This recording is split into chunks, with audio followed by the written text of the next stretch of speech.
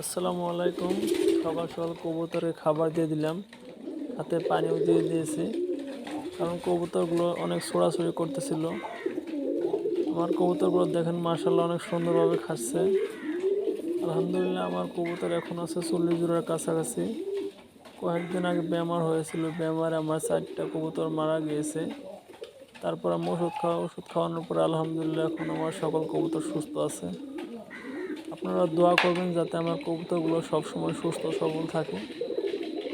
আপনি যদি এই ধরনের ভিডিও দেখতে চান তাহলে আমার চ্যানেলটাকে সাবস্ক্রাইব করে রাখুন। ভালো থাকেন, সুস্থ থাকেন। আসসালামু আলাইকুম।